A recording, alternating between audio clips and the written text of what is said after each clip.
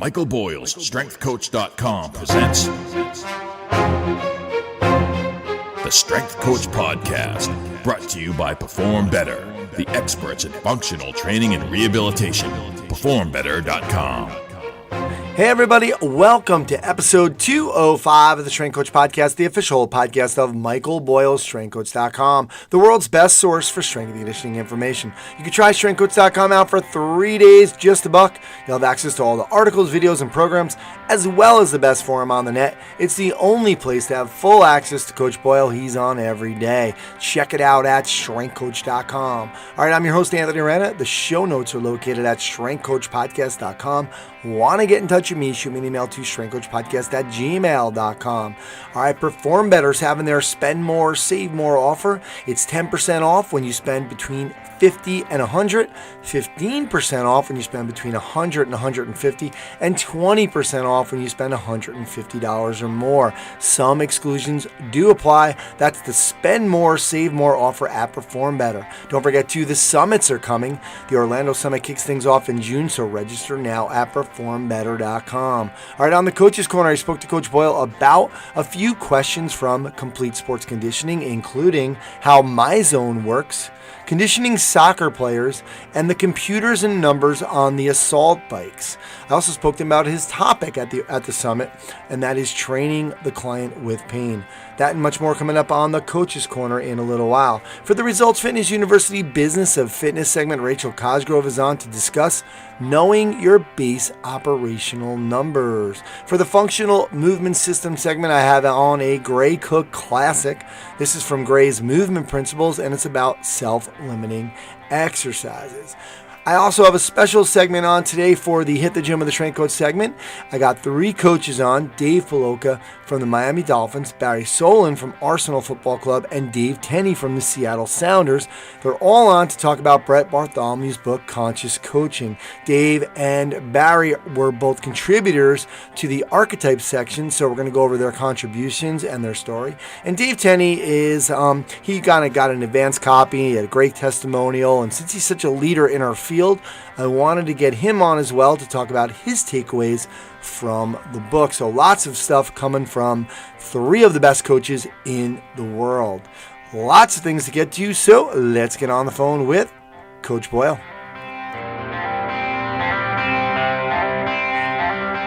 All right, now it's time for the Coach's Corner with Coach Boyle. Coach, how you doing?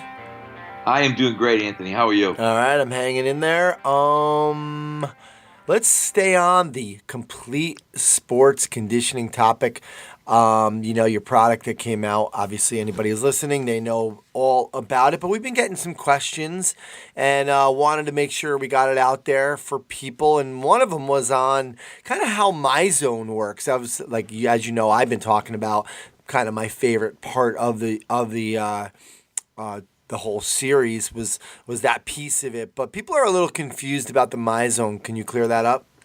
Yeah, it was interesting because I got a question actually yesterday where 2 questions, the same question, saying how many heart rate monitors do we have available for our clients? And the reality is with MyZone, everybody, if you want to be sort of up on the board and part of this thing, then you have to buy the chest strap. So once you buy the chest strap, unlike if you bought, say, a Polar One from Perform Better, it would be just for you. If you're in a system that has, a facility like ours that's equipped with MyZone, you buy your strap, and then you automatically are synced up with our TVs that are up on the wall, as well as with your own personal stuff that you'll get via email. But there aren't we used to have heart rate monitors sitting around. I'd buy a bunch of the inexpensive Polar ones, and when we did heart rate stuff, we'd put them on people, and that would be fine. The good thing, or the better thing about the MyZone, is that with the old heart rate monitors, you just pick up whoever was closest to you. So sometimes if you had the watch on your right hand and the person, you might pick up the person next to you and not your own heart rate monitor, depending on where your arm was. Oh, man. So that was confusing. This way now everything is coded, so your monitor is your monitor and your name shows up there and only your information shows up there. But it is something where you have to buy the actual strap and monitor, and that makes you sort of part of the system. Cool. So you have the system, and then you guys actually sell it to your clients. Like, hey, here's the. Exactly. Okay. Cool. Coach, you've been moonlighting on a couple other podcasts, some soccer podcasts, and you've been getting some questions and some arguments about the soccer condition, the piece with your thoughts on training soccer players and the conditioning, which they're having a hard time with. Tell us about that. Well, yeah, I've been cheating on you with other podcasters, Anthony. I just have to get that out there. I think it's better that we're open in our relationship. I think and so that, too.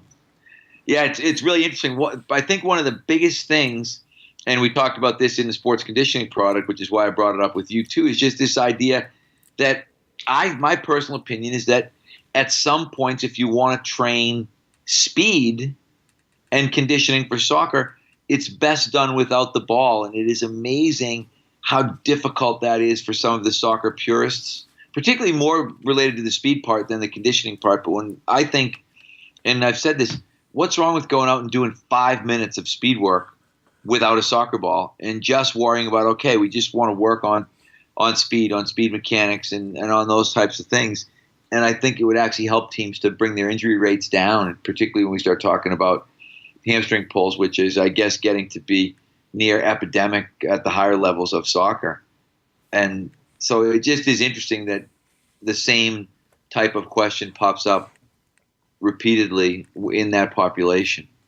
Yeah, do you get that with tennis players? They say, Mike, I got to have my racket in my hand. I mean, it's so funny. We don't get that. You don't get it. It's honestly, you don't get it with anybody else.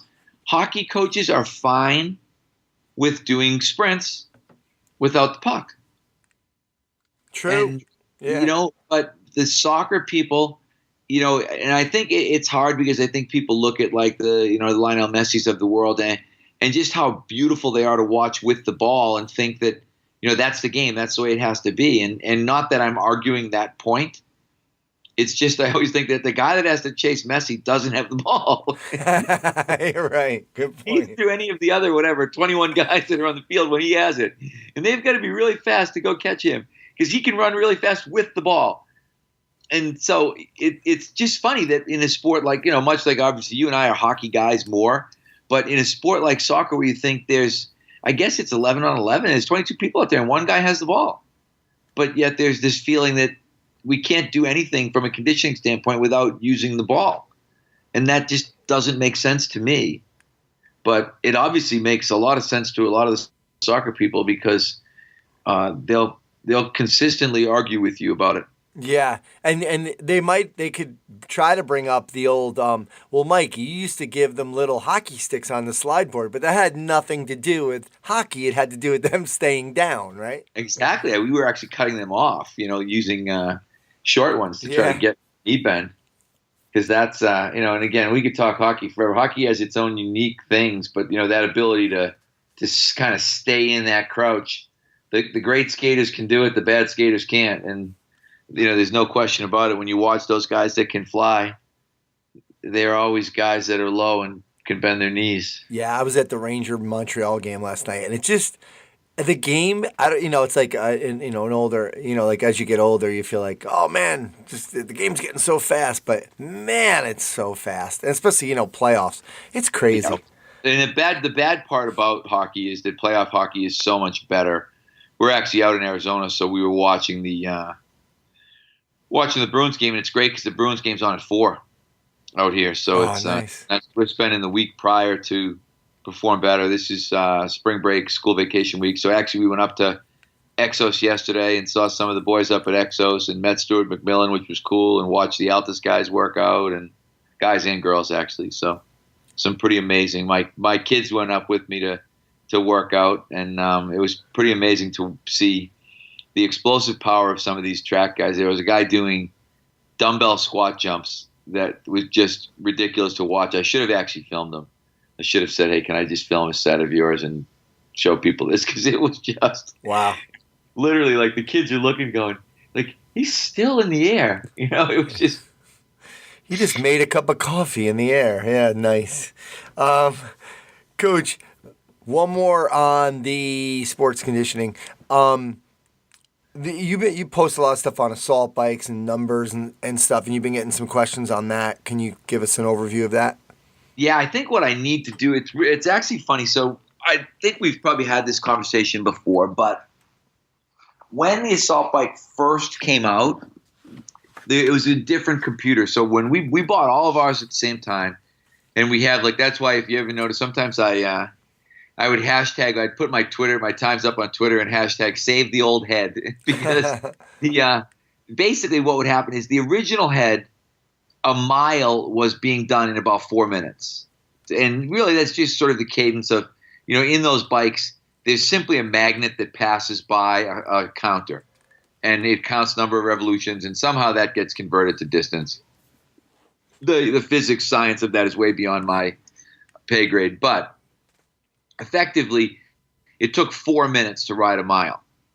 The Airdynes were taking, depending on which model you had, 2 minutes and 30 seconds to 2 minutes and 45 seconds to ride a mile. So suddenly this bike was anywhere from 30 to 40% more difficult for the same ride. If you said I'm going to ride 2 miles, you could ride pretty hard for 2 miles and it would take you, if you got under 8 minutes, you were doing okay. You could ride 2 miles on the Airdyne and do it in 5 minutes. What happened, and it made no sense to me at all, but people complained about it. And Assault went out and basically recalibrated their computers so they were like the Airdynes. Oh, wow. Yeah, and I think, and I hate to blame CrossFit for everything because there must be something that wasn't their fault. I'm just not sure what it is. But apparently the CrossFitters weren't happy about their times going up. Because, if people had been riding Airdynes, suddenly their times weren't as good. And that became a problem, and therefore they recalibrated the bikes. So we're having some problems because I'm posting times and people are saying, this doesn't make any sense. You're saying that a good mile is, for me, I think I've ridden, and I'm talking about I'm pretty good on the bike. I ride about a 320 mile on the Assault all out, pedal to the metal. And that would be probably sub 230, 225 or something like that on the Airdyne. But on the new Assaults, it would be about the same 230, 225, something like that. So people have been getting screwed up, and I think people just have to realize that what they're seeing and reading from us may not correlate with what they're seeing on their own bike. So, we've been telling everybody, get your MAS test done. The MAS test on the new Assaults is probably going to be a 2 mile. We use a 1.5 because you want to be, the idea is to be in about the 5 to 6 minute range. And so a 1.5 for us takes between 5 and 6. Whereas a 2 on the Airdyne would be about the same time, between 5 and 6. Yep. Okay, cool. Sounds like a lot of math, but it really does make a difference when people, because everybody loves to compare their sort of apples to apples comparison. And if I've got one computer on my bike and you've got a different one on yours, it's a real apples and oranges. And I actually, somewhere in the site, there's an article that I wrote because it's amazing. Even with the Airdynes, the big fan Airdynes are slower than the small fan Airdynes. So your mile on the big fan Airdyne is about 245. A mile on the small fan is about 230. There's even different computers and they're slightly different. So, yeah. You really get into okay, what exact bike do you have? What computer do you have? Assault bike, new computer, old computer, Airdyne, big fan, small fan, because it's not going to be the same. I get it because I've been rowing for, the last few months and, I told you I was in the Crash Bees and everything. And it is important, when you're trying to compare and trying to see where you're at and you're trying to see how you're, you can just keep looking at yours, but, you kind of want to compare to other people too. So, exactly. And that's where Concept 2 has done a great job of keeping that product extremely consistent. They're sort of, in my mind, they're like the Mercedes-Benz of cardio equipment in the sense that they've kept the same really good product for a really long time. I don't know. Oh, go ahead. No, I was saying I don't know why other people don't copy this idea of putting the USB into the computer, and then it's so great. I put my USB in, and then I go onto my computer and I log it into my computer. I love that. Yeah, I don't know. They've been really good. I have to give them credit as much as I'm not a fan of that tool because I think that everybody, rowing really needs a rowing teacher, someone to really show you how to use it. And even somebody who learns to row well may experience some back pain from rowing. But I used to love, but it was interesting but even with the Crash Bees, I think it was I forget what it was. It was 1,500 meters or 2,000 meters. They did change the standard, although the time didn't change, but sort of what they were using as their kind of standard test did change. But it is nice because you can look at it. You can talk to somebody about what your pace is for 500 meters, and people are going to know. Like if you say I rode 1,500 meters and I was rowing 148 for 500 meters, they'd be like, "Oh, you were doing pretty good. That was cooking." And everybody's speaking the same language, whereas with the bikes, and I think part of it is that Schwinn, Assault Axie was really made by a company that decided they were going to beef up that Airdyne and take some of the things in the Airdyne that were sources of consistent breakdown and eliminate them. But even Schwinn themselves, I think, probably was in and out of business 2 or 3 times. And for a long time, I'd always said, because I had Airdynes 20 years ago, maybe more than 20 years ago at BU, could have been almost 30 years ago now. And I think it's been one of the underappreciated pieces of equipment because it's just too hard. Yeah. People don't like it. Everybody hates it. Yeah, but they don't. We always say everybody hates it, but then you start to love it, and then you buy one, and then you get really into the whole process. I'm always trying to push our staff to do more of it. Yeah, it's hard. I'd rather be on the rower and the rower sucks. It's brutal. I get off the rower and I'm like, I can't believe I just did that. But I look at the bike and I'm like, well, then there's always the bike. So I'm glad I just did the rower. Yeah, no, but the rower. I mean, I can remember you sort of fall off the rower. You just kind of flop off the side, and like the floor for a while. If you really got it done on the rower, you know it. Yeah, exactly. Coach, let's go over really quick, finish with your topic for the summits this year, and that's training the client with pain. Talk to us, because again, we talked a couple episodes ago about maybe this idea of changing our ideas about how we're treating people and speaking to them, etc. Kevin Carr did a great talk at your facility that you said you were going to change some of your slides. So talk to us a little bit about training the client with pain. Yeah, I thought it was really interesting because I watched Sue Falsoni at last year's summit, and I don't even remember what her topic was, but it suddenly got me to think, okay, I'm going to talk about, what do we do with clients with pain? And part of it initially is that idea of talking to clients about pain and not that what they call the nocebo effect, the idea that you can put ideas in people's heads by using words like wrecked. And I think there's a lot of, in this, I'm giving part of my talk away, but it happens all the time where I think people in our business, be they physical therapists, massage therapists, personal trainers, everybody has, I think, a little bit of that sort of hero complex where they want to be the savior. And in order to be the savior, you have to create a really dire situation. Like, oh my God, your back is wrecked, your shoulder's wrecked, your knee is wrecked, oh, it's ruined. And so that I can save you. It's almost like, oh, if you're not, I can't save you if you're not on the cliff. Not realizing that type of language, particularly with certain types of people, can really imprint in their brain. And all of a sudden you get someone who thinks, oh my God, my back is wrecked. I can't, I don't want to bend over. I don't want to move. And you literally get people who are afraid to move. Yeah. Because they've been told by somebody, be it a body worker or a doctor or a therapist or a trainer, about how bad they are and how damaged they are and how broken they are. And one of the things that I said in the talk is I always take the exact opposite approach. Like, hey, you're going to be fine. We're going to find some things you can do pain-free, and we'll work our way forward. And, it goes back to that Does It Hurt article that we always talk about on the site, and saying to people, okay, we're going to find stuff that doesn't hurt, and we're going to work from that point. And when you do that, I think you can have a tremendous amount of success.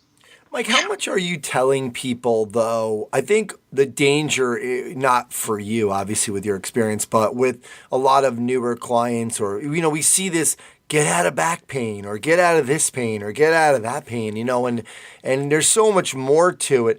How much are you kind of talking? Because, again, you're not saying we're going to get you better as much as you're saying we're going to do what we can do. Right. And I think part of it is just, I guess, giving them, this sounds very touchy-feely, but giving them a non-judgmental assessment. Even when you go through with somebody and you kind of listen to them, and it's a lot of it is yeah, okay, yep. Yeah, okay, getting a sense of what they can and can't do. I can't run, I can't jump, I can't whatever. Okay. And not kind of jumping on the bandwagon of setting up this heroic situation for yourself of, yeah, I'm going to tell you, because I always say it to my clients, it's really funny, but whenever my clients really get better, I always say, oh my God, I wish I'd filmed you in the beginning to show you how bad you were. But I couldn't do that because, when you've got someone coming to you, particularly someone who's in some degree of pain, to be able to say to that person, oh yeah, you move like shit, you look horrible, can I take some video? Because in 6 months I'm going to show it to you again to remind you of how brilliant I am. But yet, a lot of times you wish you did have it, because the bad flip side is that sometimes people forget how bad they were. And sometimes you have to remind people, do you remember that you couldn't do this? And then I've had clients say stuff like, oh yeah, I completely forgot I couldn't do that when I started. And I had one of my clients who was saying that he used to have to lean against the wall when he walked down the stairs. So he'd literally lean on the wall and slide down the wall as he walked down the stairs. And one of the things he said to me, he goes, what I notice is different right now. He said, is I just walk down the stairs. Wow. And I thought, well, that's awesome. But you realize that, that was the reality at that point in time. If I'd said to him, hey, let's go get a video of you, walking, leaning into the wall, kind of, using that as your support to get down the stairs, that might not have made the person feel too great. Yeah, absolutely. It can be. It's funny. You're right.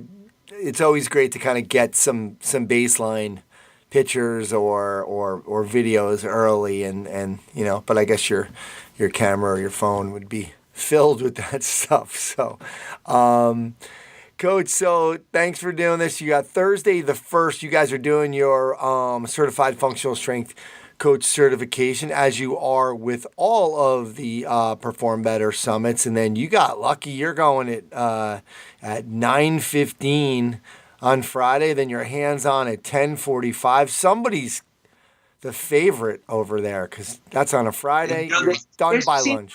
There's a seniority thing here, that has to be put into play.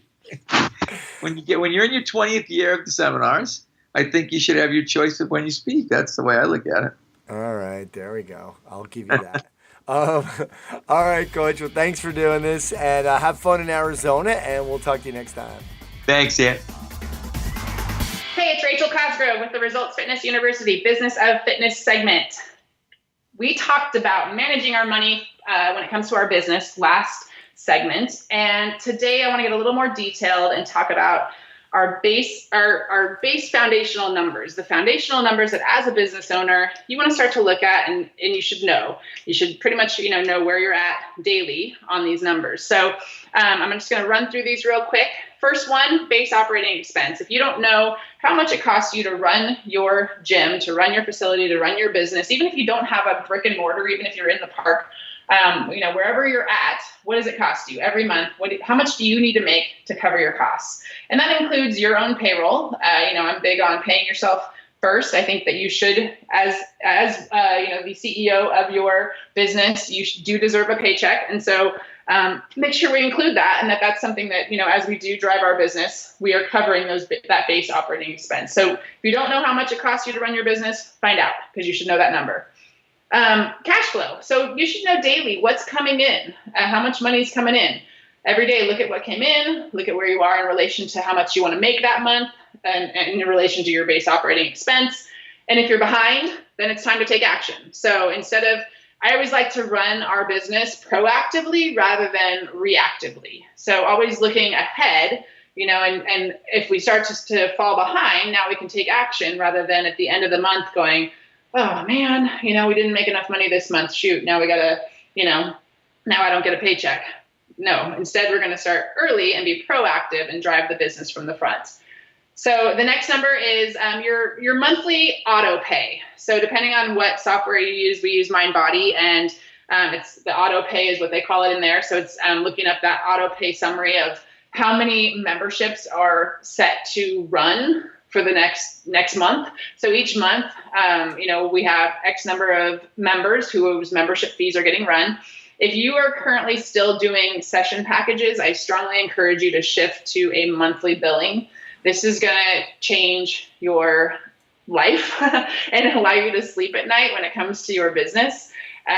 We've actually we've started helping other businesses outside of the fitness industry. And, a few of them we've actually helped to put in place a monthly billing. And recently we just had one of those business owners come to us and say, thank you so much for telling me to do that, because of the holidays, he was super slow in his business, but he was not worried about it because all of his members were on a monthly billing. So it didn't matter because he knew that, he was going to have money coming in. So something you want to start to look at, even if you just have one client getting billed monthly right now, then if they're getting billed, let's say $300 a month, then you have a $300 auto pay. So each month, look at that number. It should be growing. You should be adding more members who are getting billed monthly so that you start to build that solid auto pay that you can count on, and that every month that you have money coming in. So that's the third number I really want everyone to start to look at and start to figure out how you can grow that every month.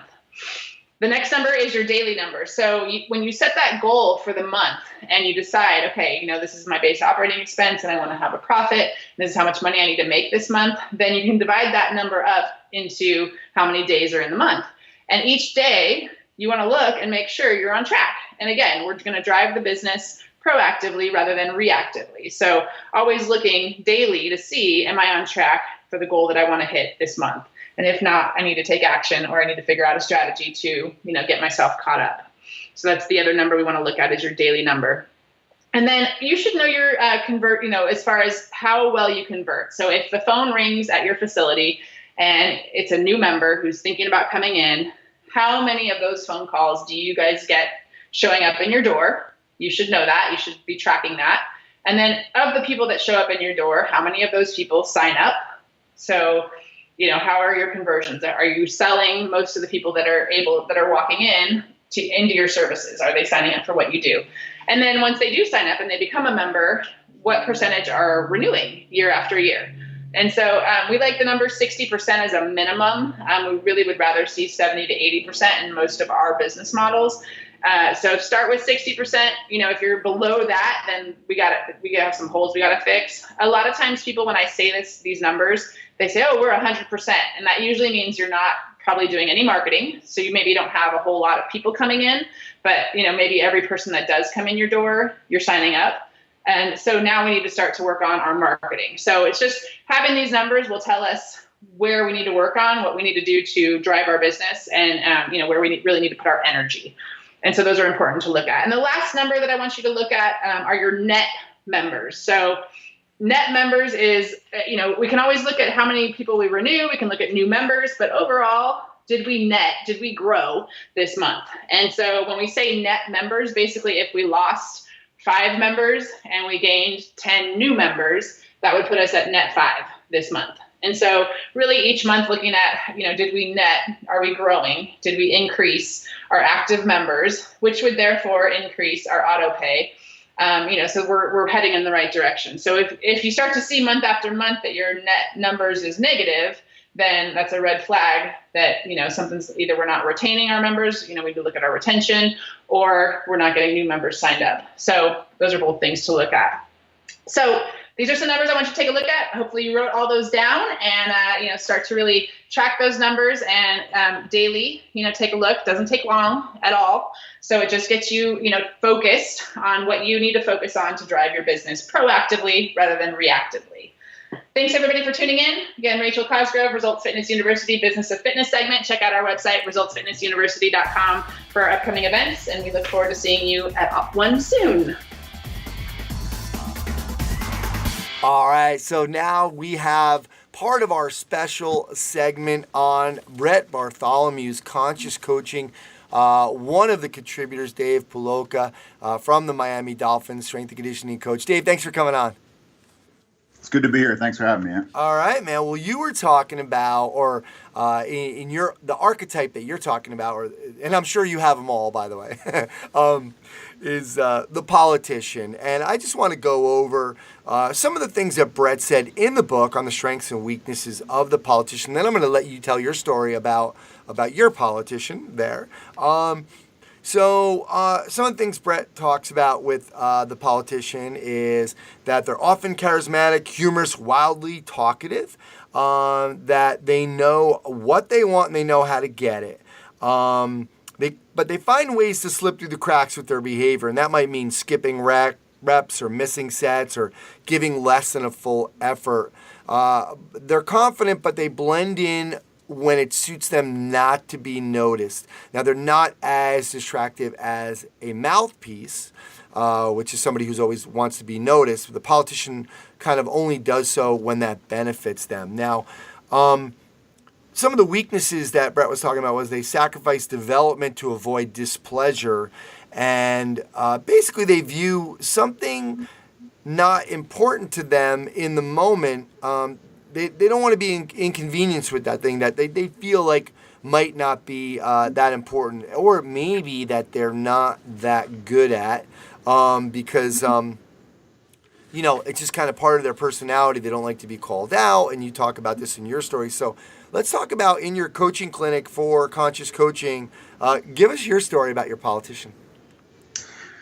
Yeah. So, first of all, like you said, got a lot of these different archetypes here, in the NFL. And I think, one of the things to keep in mind is that, the archetype might be the same whether, you have an athlete in high school, college, or at the elite level. Here in the NFL, obviously they wouldn't be here if they weren't really good athletes and they haven't accomplished a lot. So, add that on top of, the fact that in this case, the politician might be somebody that, for instance, might not like to be called out. They might not like to look bad in a certain situation. They want to make sure that there's an image of them that's consistent with their own beliefs of how they should be viewed. So, this particular guy, wasn't the best when it came to some of the things that we were doing here in the weight room. Now, he happened to come from a different background, and obviously he was very, very, highly skilled on the field. But when it came down to some of the things that we were asking him to do, here in the weight room, it was a challenge, and his first reaction was to try to hide or try to talk his way out of it, and I think we get a lot of that where guys, they're smart too. Like he knows kind of what to say and do to maybe distract a coach, so that you're not paying attention maybe to the sets and reps that he's doing or to his bad technique. But, he can be likable. That's what makes him a politician, right? I mean, politicians have a certain personality because, they want to be, they want people to vote for them, right? So they want to be likable, and they tend to be, and this particular guy certainly was.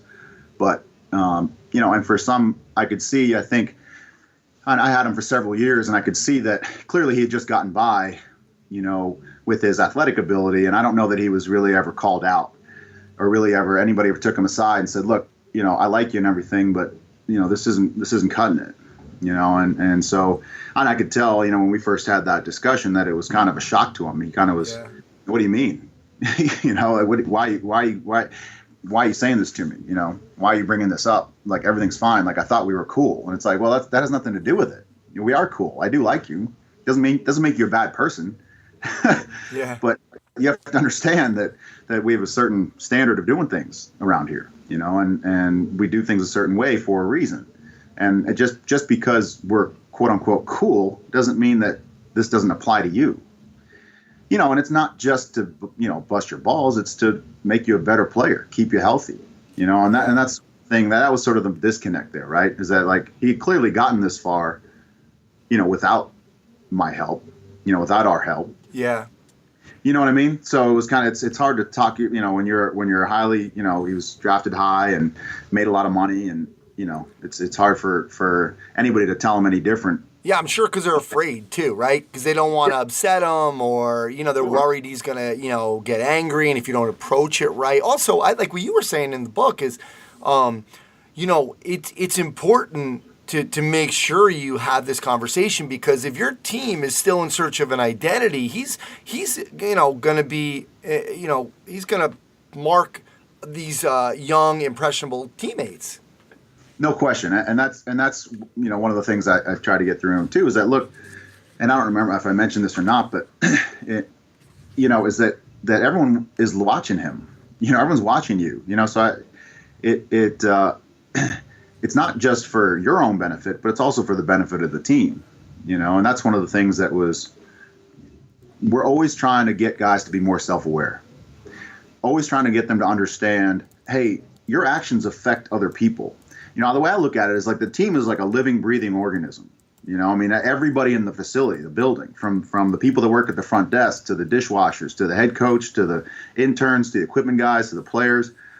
There's a certain standard, there's a certain way that you should go about, and the way you go about your work, and the way you treat people, and the way you have to realize that, hey, if my actions cause this, and if those results aren't positive, I have to be at least willing to listen to another viewpoint. If somebody is telling me, hey, listen, this isn't affecting other people the right way in a positive manner, have the ability, have the self-awareness to be able to stop and look in the mirror and say, okay, maybe they have a point here. And some guys it's really hard for them to do that. And this is the NFL, right? It's not for long. So there are guys that aren't around long enough to ever realize that. And you hope when they, sometimes it takes getting cut, one or two times and changing teams, and you hope that at some point guys realize that, hey, maybe I'm the common denominator here. Maybe it's time for me to look in the mirror instead of stop pointing the finger at other people. Yeah. Well, what about and we're gonna get to your story of kind of how you really, the first not confrontation, but your first, how you got him to maybe, that one-on-one that led to more one-on-ones. But was there anything else you were trying? Because even Brett talked about some things that you can do in the book. Like one of the things was, give them a choice whenever possible. So if you're going to look at a squat, you might say, all right, look, you can do a front, you can do a back, you can do safety, whatever. I just want you to do a squat. So there's some autonomy there. They're feeling like they're choosing a little bit too. They're part of the process. Was there any other thing that you were trying before you did what you did?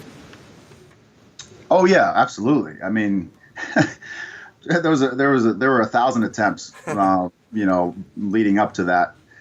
Where I said, hey, listen, let me take you out to dinner. Let's meet off site. Yeah. But.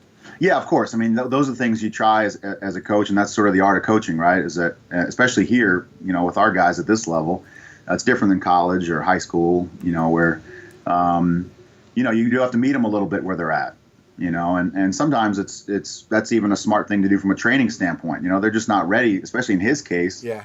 He didn't have a steady diet of the same types of training that we do here, so we really had to start from square one. The problem is, the perception is that, in his mind, it looked bad because he wasn't doing some of the same things that the other guys were doing. Yeah.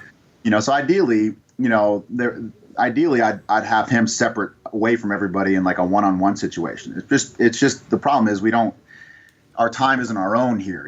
It's like there's so many rules with the CBA, and we got to train in group settings. And it's really hard to get time one-on-one with a guy away from the rest of the group. So yeah, there were plenty of times when we had to modify him and just and I had to take him aside and say, listen, we'll talk later. He wanted to have a conversation about everything. Yeah. It was like, why are we doing this? Why am I doing this? And I read about this and I heard this, and it's like, that's why it kind of finally led to, hey, let's meet off site. Let's yeah. go somewhere and sit down and we'll talk about this. And tell us about that dinner, that conversation.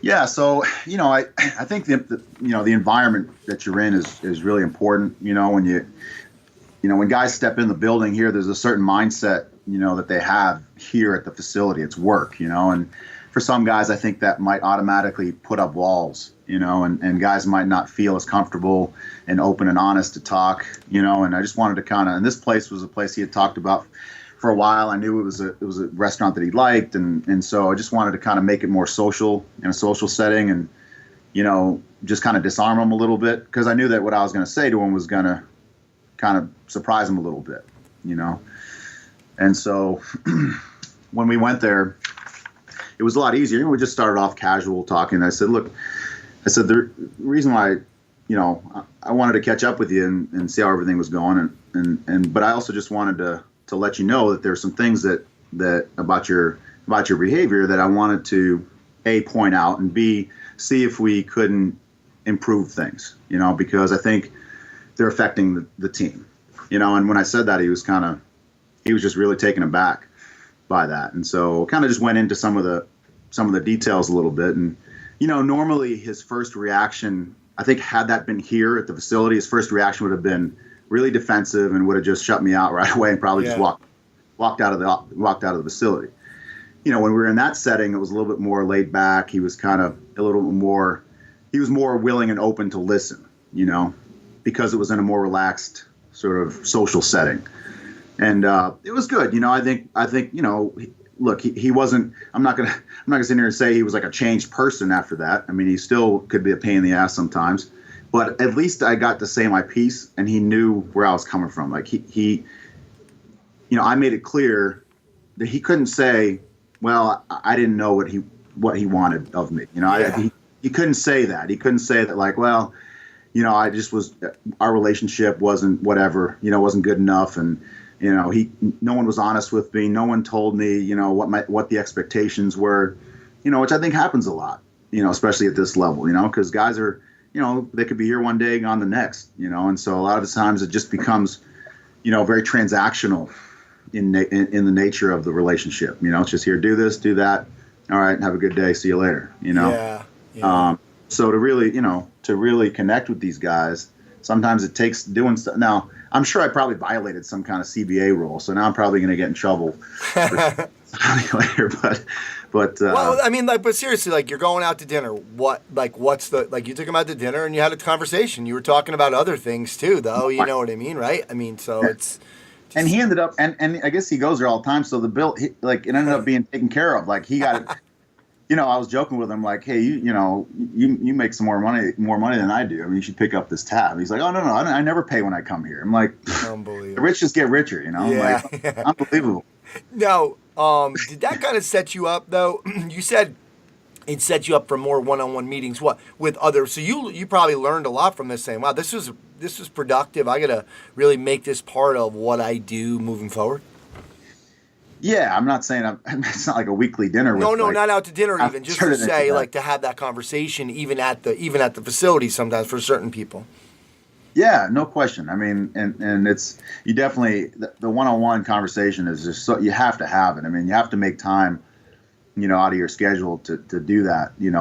As much as you can. I mean, even if it's just like in the hallway, put an arm around the guy, and say, listen, hey, you did a good job today, but here's the one thing I've noticed, and whatever, he's so much more receptive than if you're trying to do it in a group setting when everybody's just, especially the younger guys, everybody's worried about, how do I look? Do I look like I'm doing it right? Do I look soft? Do I look, am I saying the right thing? Am I acting the right way? I mean, there's so much peer pressure going on. It's so hard to get through to guys. You got to get them in a one-on-one situation and say, look, let's just put it on the table here. Let's have a man-to-man, face-to-face conversation. Cool. we might not agree on everything, and you might tell me to go screw or whatever, and that's fine. But at least I've said my piece, and you can say your piece. And at the end of the day, I think you have to respect that. Yeah, and I'm gonna finish with this quote you put in by Mike Sherman, who you had the pleasure of coaching with for a couple of years. Demand the truth, tell the truth, live the truth. If there is no truth, there is no trust. If there is no trust, there is no relationship. If there's no relationship, there's no value or substance to what you are doing. So, Dave, thanks for coming on and sharing some of your truth here on the Strength Coach Podcast for Brett's book, Conscious Coaching, the archetype, the politician. We really appreciate it. Oh, it's my pleasure, Ant. Appreciate it. All right. Hey, everybody.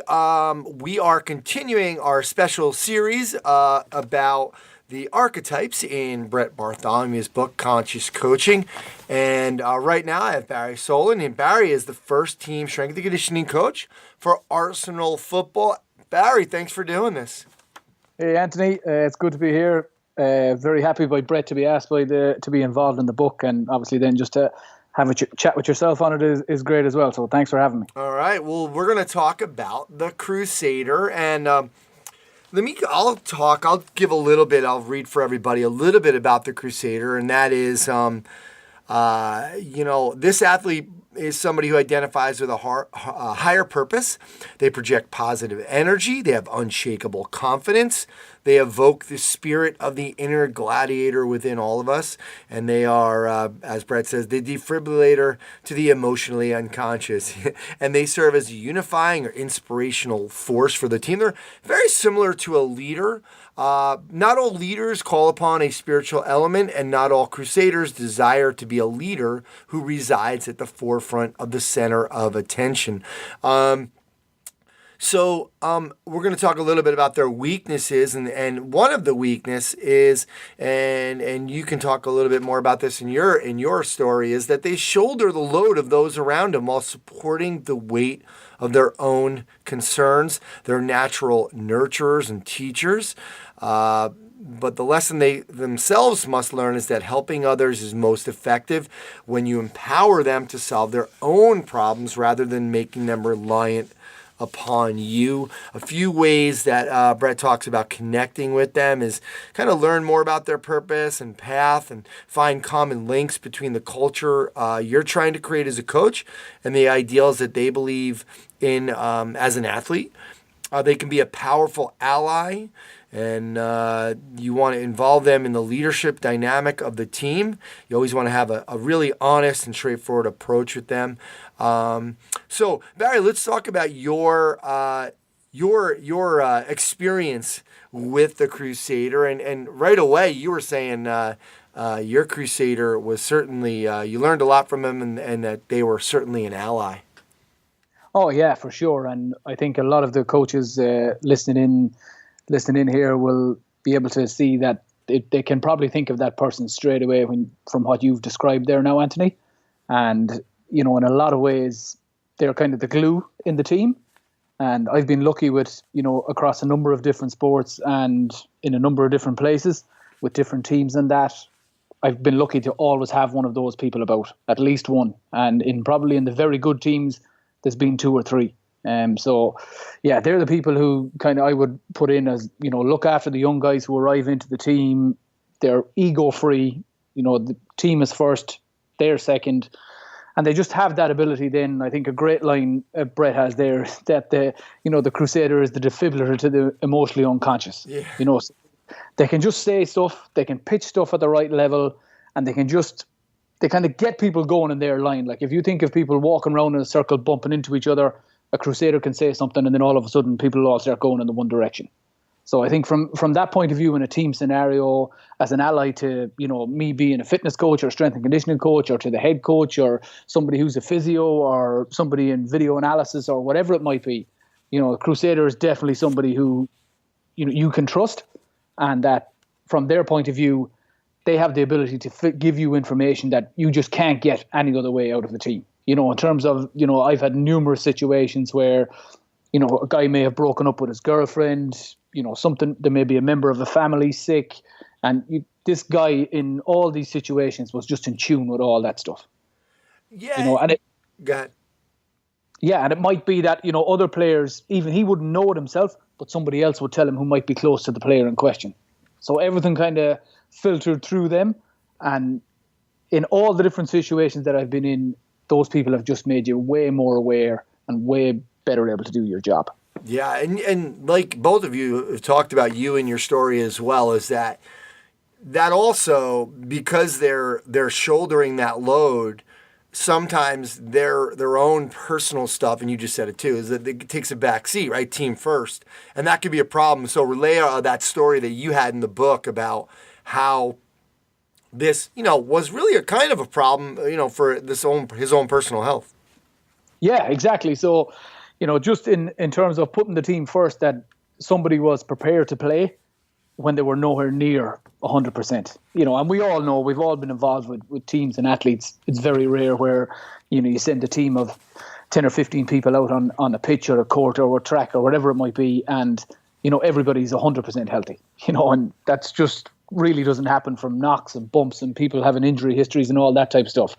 But when you've got people who are, well below par, but still able to go out and perform, then then when that gets to a point where they're not able to go and perform, then yeah, that can be very tricky for that type of person involved, because they have all the other things that they need to go and perform in terms of they're always full of energy. You know, they're solution orientated. They'll do anything to help their body get better in terms of treatment or what's needed to be done rehab wise or whatever, you know. And from that point of view, yeah, in this particular case, this guy had just run his course at that point and just needed some downtime to let himself recover, you know. Absolutely. But probably, I think I'm pretty sure you mentioned this in the story, is another problem ends up being is that it's got to be frustrating. You know, you were talking how they didn't really come back in the time frame that they wanted to, and so there's got to be that struggle between them getting back out there. They gave it a little bit. They said, "Listen, I'll go on the IR and you know and get myself back in shape and feel better and be part of the process. I'll work hard." But when they don't get out there when they're when they feel like they should, it's got to be hard as a coach to kind of, you know, figure, because then they're going to want to do too much. So you got to pull them back. So kind of talk to us a little bit about his process there. Yeah, well, I think we've all had athletes who, you know, you kind of need to give a kick up the bum to and try and get them to push and do more work.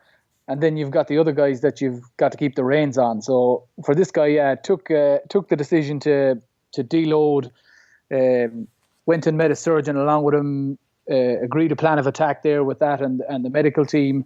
And we put a loose time frame on it because this had been going on for probably 2 seasons before, or 3 or 4 seasons at this stage before I kind of got involved in the process. And it was just, I think the athlete knew it himself at that stage. You know, he just knew he couldn't continue doing what he was doing. So from the point of view of gaining trust at the beginning of the relationship and then putting a time frame on where we thought we would be, and all of a sudden, you know, the rehab took off really, really good. And then like anything, you hit a few bumps in the road. And from that point of view, then I don't think the hardest thing was anything physically for him. It was just that he felt the time he was away from the group rehabbing and, you know, doing his conditioning on his own, and was missing team practice and team sessions and maybe not traveling with the team to a game then, and missing hotel and team meetings and different things like that. You know, he would have felt that there was nobody else maybe in the group who could take up the slack that he had.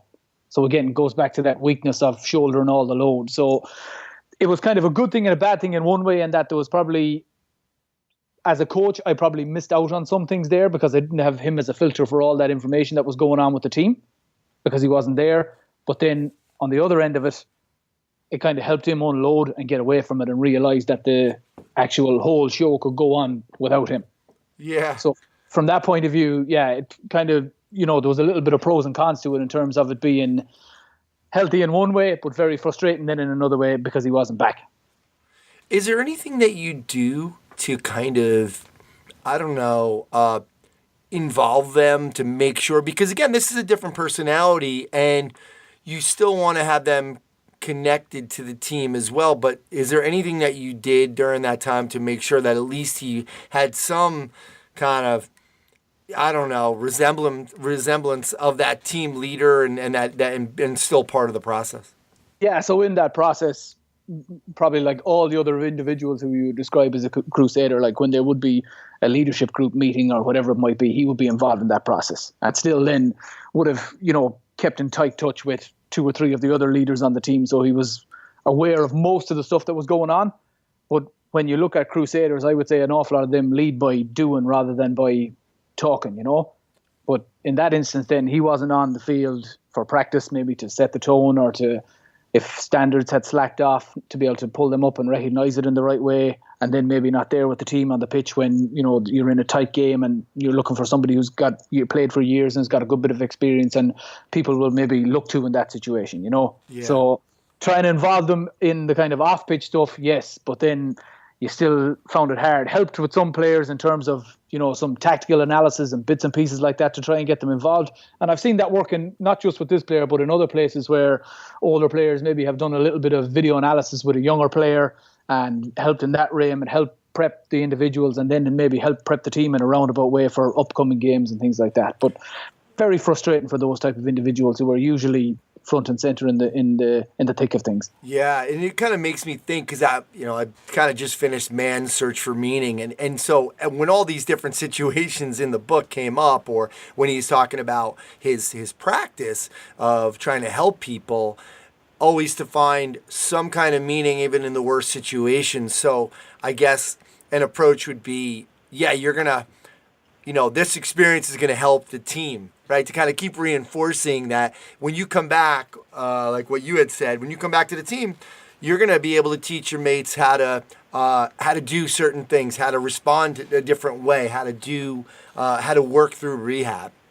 Yeah, and I think, when you've had a tough, when somebody has been out with a broken leg or an ACL or a shoulder reconstruction or whatever that may be, being injured, when you're used to your body being healthy all the time and then all of a sudden you're injured, it gives you a different perspective on things. So I think from that point of view, in terms of learning things about his body and how it had felt and then how it did feel, and like a strength program and proper rehab was a major part of getting him to just, sequence better and operate properly, using all the usual things that the majority of good coaches listening to this podcast will do every day.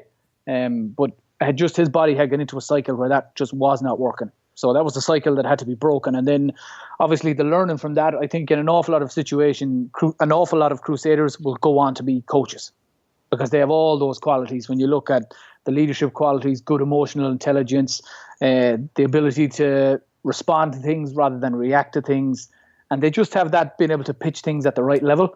And in that sense, I think from a physical point of view, the things he learned about his body will enable him to be able to deal when he's a coach and he has to deal with a fitness coach or a physiotherapist or a sports psychologist or whatever that might be in his support team.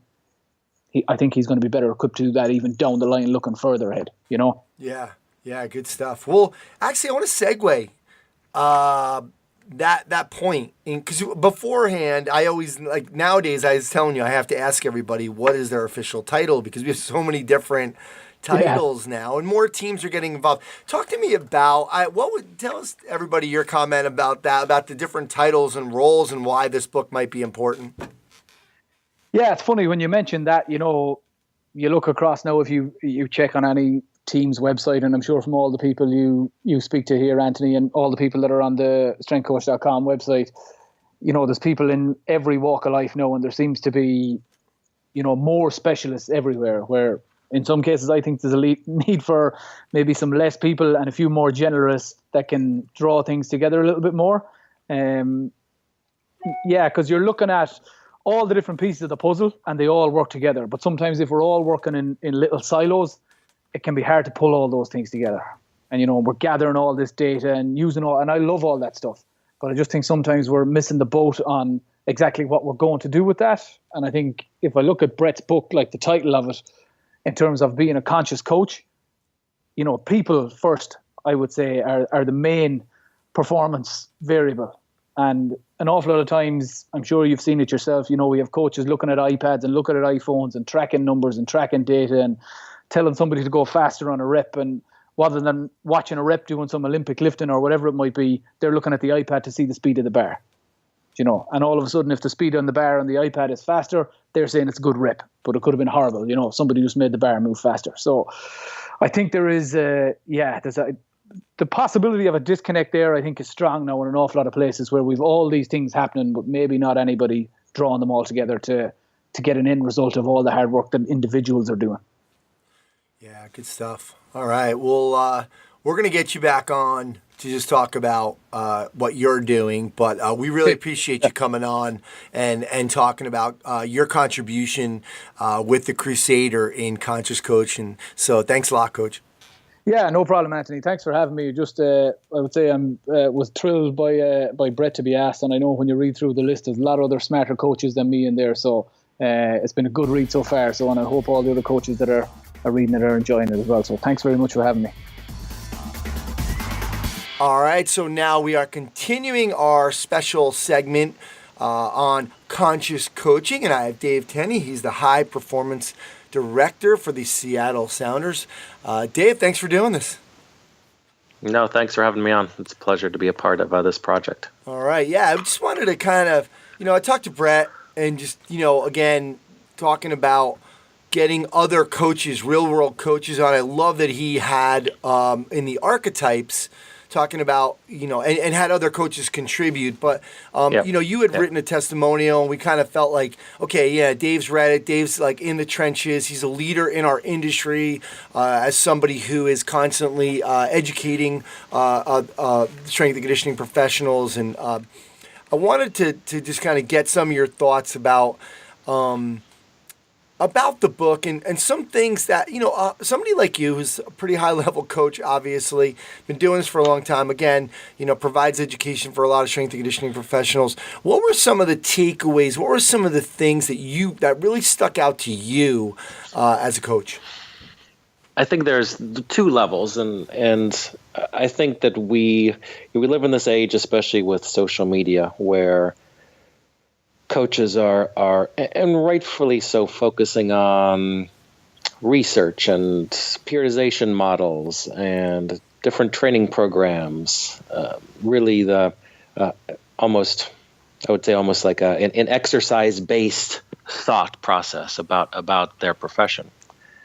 And I think it's kind of a normal evolution. And what I really think, what spoke to me about Brett's book, which is extremely valuable, is that at the end of the day, I think how we define our success as coaches really comes from figuring out ourselves, our personalities, and as we then interact with the athlete from our own standpoint, how we're biased to interact with athletes a certain way, and really looking at, there's the part in the book with kind of some of the personality testing, and really figuring out what type of person you are and how that affects how you communicate with athletes. And then I did think the archetype, the whole section, the different archetypes of athletes spoke to me really, really well, because every athlete, I could almost think in my head as I was reading all the different archetypes of athletes, just the different guys and the teams I've had since I came into MLS. It's been 11 years now. I mean, I could almost pick 2 or 3 guys for every archetype perfectly. Yeah, you were checking them off. And again, how? Yeah. With technician, the Royal. I mean, the guys that go play in the Premier League, then come over here, fit in the Royal archetype perfectly. And every team has the politician that kind of sways the team one way or the other, and can try to turn the team against a coach. I saw that as really valuable, because I think the young coach is not aware at first of all the different dynamics of coaching, and it starts with from our side how we interact with all the athletes, and then actually understanding all the different types of athletes that we do coach, and that each one will require a really different method, I think, of approach. And so I think the way Brett laid that out, I think was invaluable, and I think it's also a lot of times forgotten, again, with this kind of social media and driven way of looking at purely the videos of the exercises and the selections, and like I said, the periodization, and not really looking at us and the athletes as humans, I guess. Yeah, and I think also with the archetypes, it's also starting to really, besides understanding yourself, but understanding that there are so many different personalities that you need to be able to be so flexible and understand those. Were there any that you kind of learned a little bit from right now that you're saying, I got to try this on, this player? I mean, I think it's what I thought was interesting. You had the politician. So you had the politician, you had the leader, and sometimes what I learned from looking at the book is maybe I would have put some of the categories into one, and Brett kind of separated them out nicely. You kind of had, I looked at the archetype of the politician and the leader, and they're actually subtly different, even though you could almost lump them in some ways the same. The soldier and the Wolverine, those were 2 others that I think sometimes are almost like lumped in together, but they're subtly different. The 2 guys that are just pure workers, and they're gonna sacrifice. They're kind of type A. They go, and yet the soldier, I think, is more coachable, more willing to sacrifice for the team, versus the Wolverine that has kind of a harder background and maybe more distrustful of people and coaches and their surroundings. And sometimes in the surface, I think the Soldier and the Wolverine look really similar when actually they're not. And the same, to me, the politician and the leader, I think I really enjoyed that kind of the breakout of those two different types, because I think every top level team has this politician in it who the young players follow them. They're influential in your group. Sometimes they have their own kind of self motivations for doing things. They may not be aligned with what you want.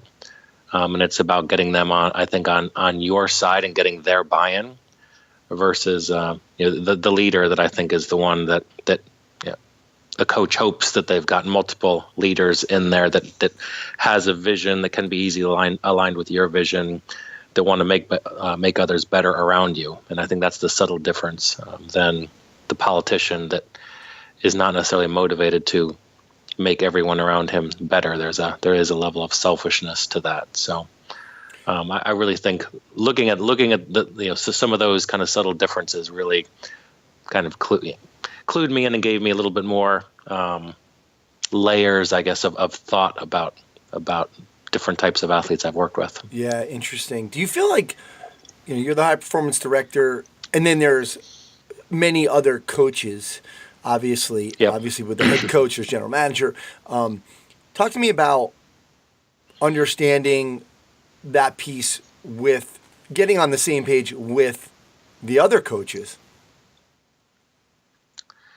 Yeah, I mean, and then I have my own staff as well. And I think the starting point is my own staff and teaching my own staff, because underneath me I'll have two strength conditioning coaches, one who's more hybrid sports scientist, strength conditioning coach, and then a head S&C that works under me. And what's interesting for me about my staff is for whatever reason, oftentimes my staff ends up being more introverts. Very kind of intelligent, very logical, rational in terms of how they break down this whole training process and how we use sports science and how we use exercises in the weight room together, what's going on in the field. I found that a lot of the demands that we have for the jobs within my department ends up bringing these introverts in that take time and need kind of some instruction in terms of how did they kind of, one, create their coaching voice, and then two, recognize the different types of archetypes, because they get it, but at first they're not actually used to dealing with the different archetypes of different athletes within a team. And then I think there was early in the book when he talked about the kind of the narcissist versus the emotionally stable coach, and I see that as my experience thus far is that those are your head coaches. Your head coaches tend to fall into either the narcissist group or the emotionally stable group. And I was reading through that part. I thought, okay, this head coach I had, he was a narcissist, and this coach that I have now particularly is kind of the emotionally stable person.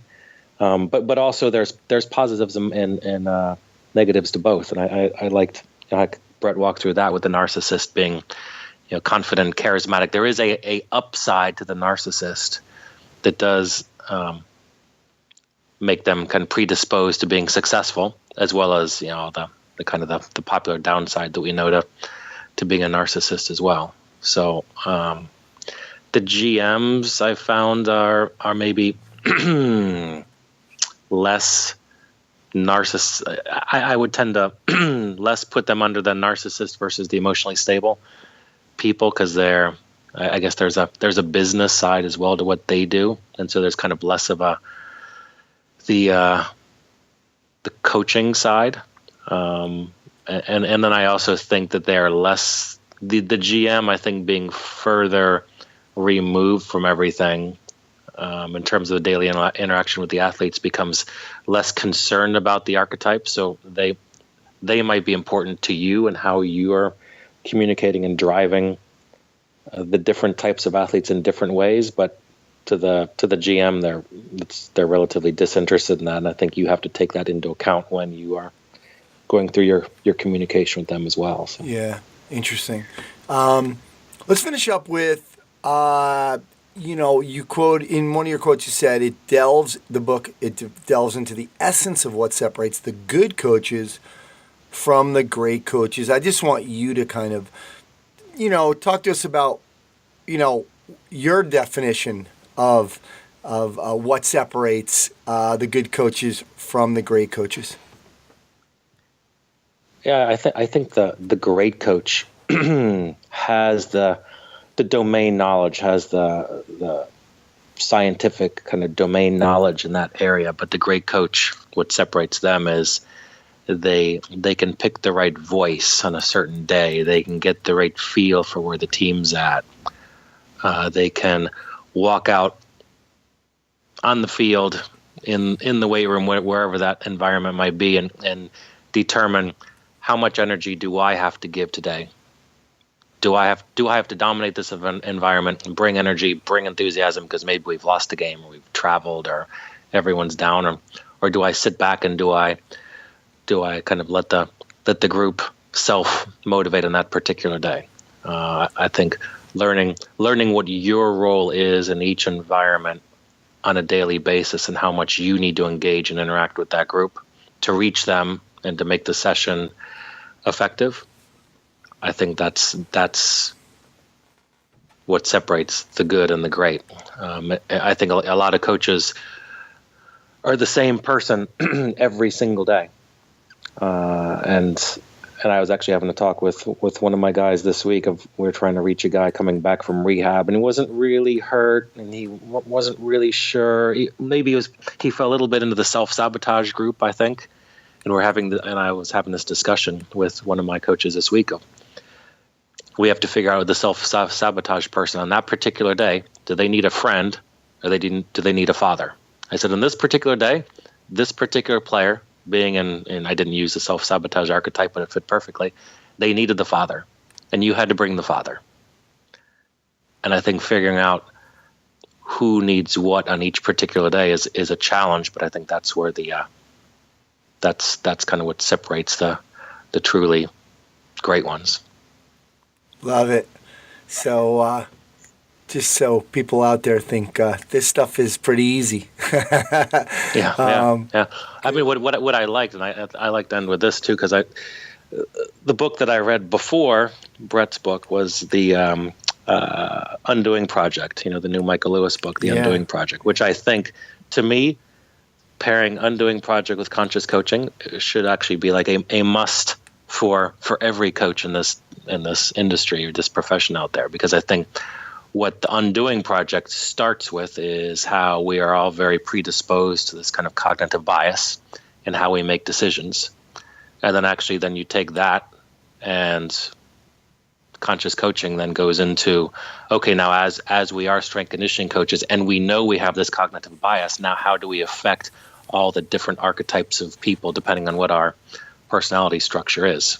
So I think that the two of those fit perfectly together, because there's so much, as I was reading through Brett's book, talking about cognitive bias here, cognitive bias there, and he actually had some quotes by Kahneman in the book, and the Undoing Project was about Kahneman. So I thought it's kind of fascinating in terms of like the great coaches as well. I think the great coaches and I think great people are very aware of the bias they bring to the table, and I think that's really critical where the young strength coach comes in with a clear idea of who they are and what they do and what they think they need to bring to a group of athletes every single day. And oftentimes that doesn't diverge too much depending on the group. Then I think as the young strength coach becomes a mature, wise, great strength coach, they're more aware of the bias they bring to a group on a daily basis, and they're more likely to be able to kind of separate themselves from that bias and give the group what it needs. So, love it. Yeah, that's interesting, because I think when you're young and you have this this whatever influences, but you also almost perpetuate whatever you believe in your head should be. Exactly. Right? And Yeah. you kind of think you can't go away from that, and that's your identity as well. And I think that only comes with maturity, right? So Exactly. Yeah. excellent. Well, Coach, thanks for doing this. Again, getting you high-level coaches on to talk about the book and how it relates to real-world coaching has been a huge help. So thanks so much for doing this. No, thanks for having me, and I'm very happy that even though it might just be the testimonial, Brett's allowed me to have a opportunity to be a part of this project, because I think it is a far more important aspect of coaches' education than I think people think when they get into the industry. So yeah, good stuff. Thanks again, Dave. Okay, thanks. All right, now it's time for the Ask Functional Movement System segment. Now I'm here with Gray Cook. Gray, thanks for coming on. Thank you, Anthony. All right, well, we're on our last movement principle, and this one I think it can be a little confusing, and I'll tell you why in a second, but let me just read it first. The routine practice of self-limiting exercises can maintain the quality of our movement perceptions and behaviors and preserve our unique adaptability that modern conveniences erode. Now, when you came up with the self-limiting, for example, the exercises, and one of the ones is my favorite exercise, Turkish get-up, and at first I really didn't understand what you were talking about, because I felt like, well, what does he mean? You can do a Turkish get-up wrong, and there's certainly a lot of ways to do it. So at first I feel like I didn't really truly understand it, and over time I've gotten to understand it more. But obviously that's why you're on here, is to elaborate more. So tell us a little bit more about movement principle number 10 and self-limiting exercises. Well, you're absolutely right. The one thing that we can say about a Turkish get-up is most people wouldn't be doing it if somebody didn't show them how.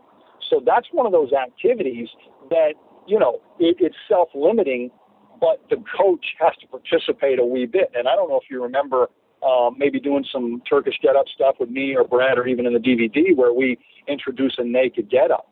But many times it's not just a bare-fisted stand-up. We tell you to balance your shoe.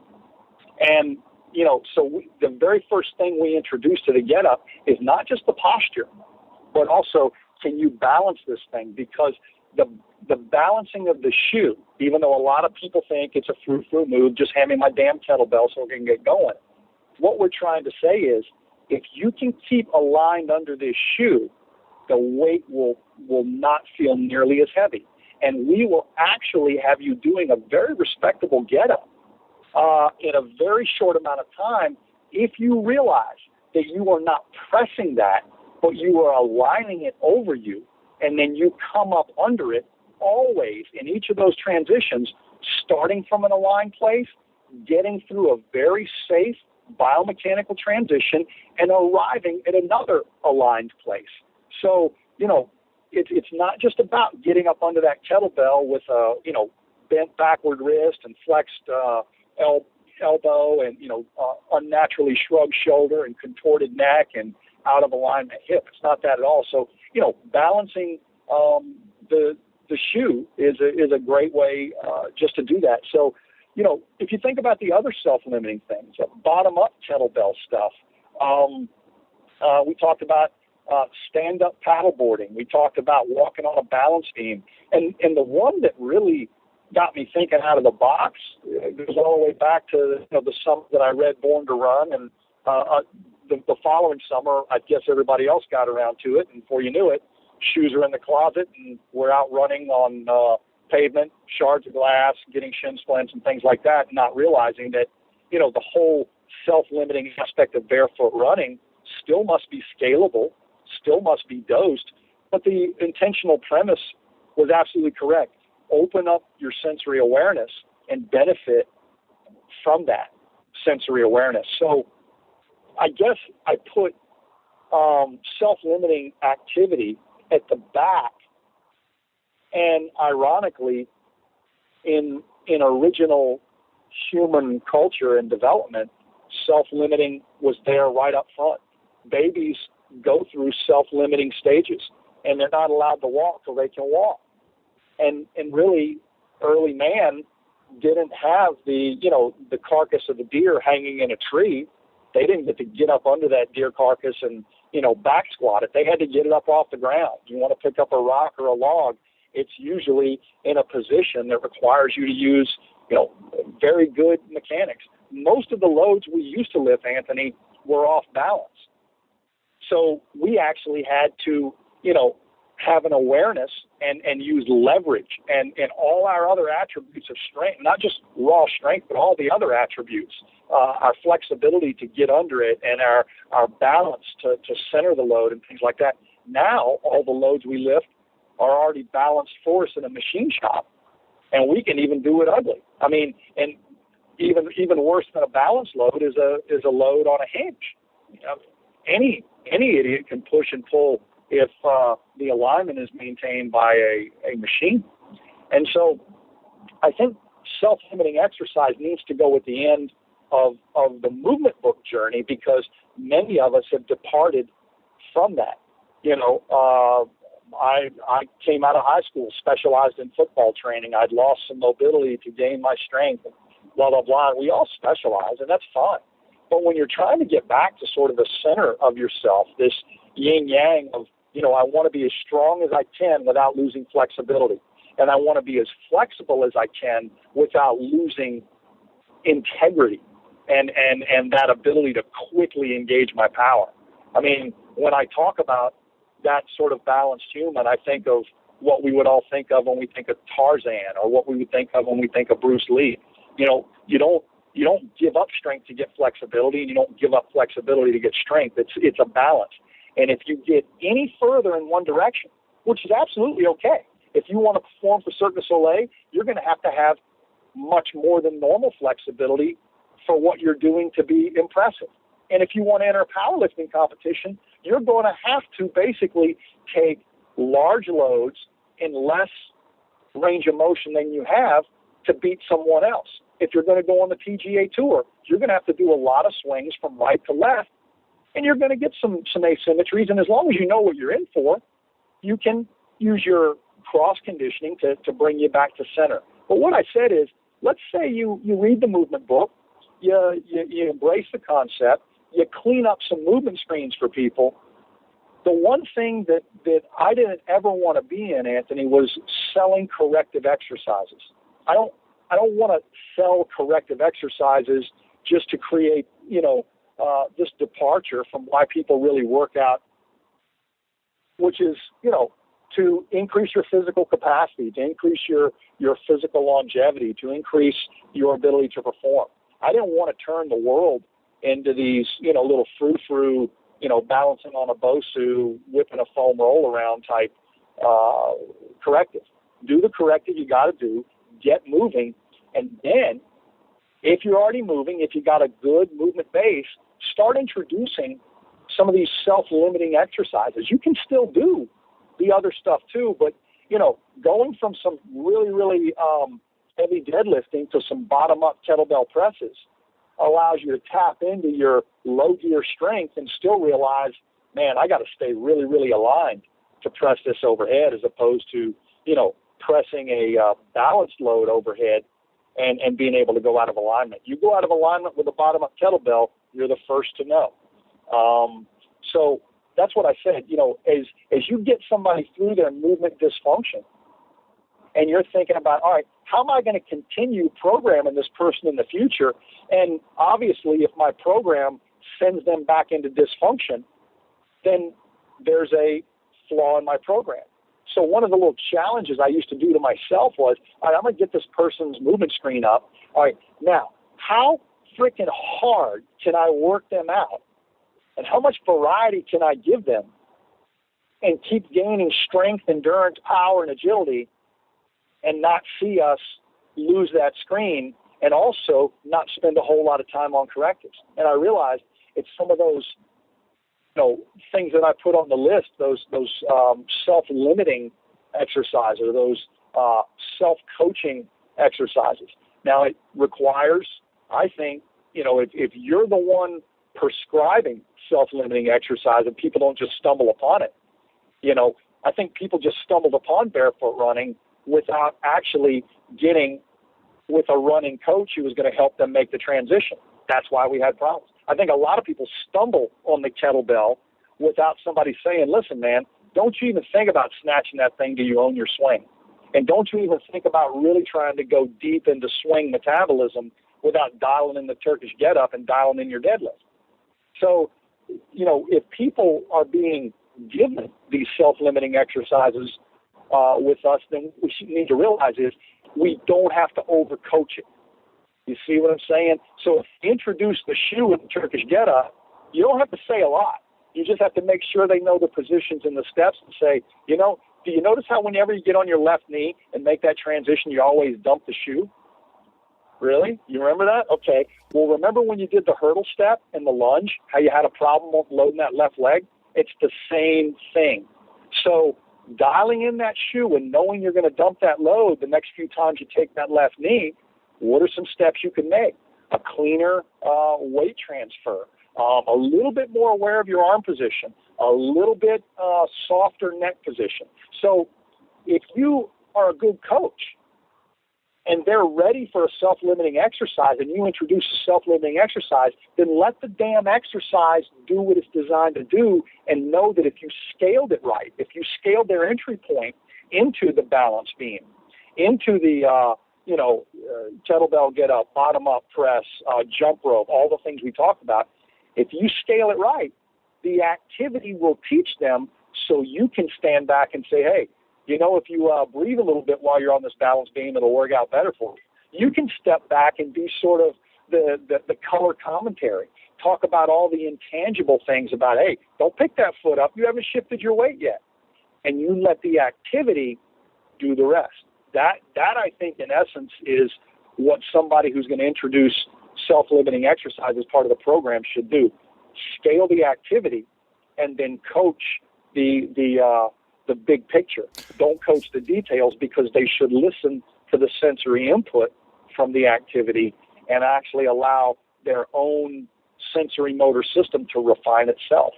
Great stuff, Gray. Well, thanks for coming on today. That's movement principle number 10, talking about self-limiting exercises. And we're going to get you on next time to kind of continue a little bit more about kind of the MoveNet and CKFMS and maybe Greg Rose's 4x4 and talk a little bit about how you're kind of, because there's a lot of stuff happening. So we'll get you on next time and we'll talk more about that. Well, what it's going to do is tie all 10 principles together and show how they actually work pretty smooth on the fly. So I look forward to that. All right, well, that's going to do it for episode 205 of the Strength Coach Podcast. Special thanks to Chris Poirier and the folks over at Perform Better. You can check them out at performbetter.com for all their products and info on their educational seminars. Right now, they got the Spend More, Save More offer going on. It's 10% off when you spend between $50 and $99.99. 15% off when you spend between $100 and $149. And 20% off when you spend $150 or more. Some exclusions do apply. The summits are coming. The Orlando Summit kicks off things in June, so register now at performbetter.com. Thanks to Coach Boyle, Dave Puloka, Barry Solan, Dave Tenney for sharing their insights and philosophies into the world of strength and conditioning, performance enhancement, and conscious coaching. Rachel Cosgrove for the Results Fitness University Business of Fitness segment. Check them out at resultsfitnessuniversity.com. Gray Cook and Functional Movement Systems. Check them out at functionalmovement.com. Of course, remember you can try strengthcoach.com out 3 days just $1. You'll have access to all the articles, videos, and programs, as well as the best forum on the net. It's the only place to have full access to Coach Boyle. He's on every day. To access that offer, go to strengthcoach.com. Click the Join Now button to get started on your trial. My name's Anthony Rennie. You can reach me at strengthcoachpodcast@gmail.com. Thanks again, and I'll speak to you next time.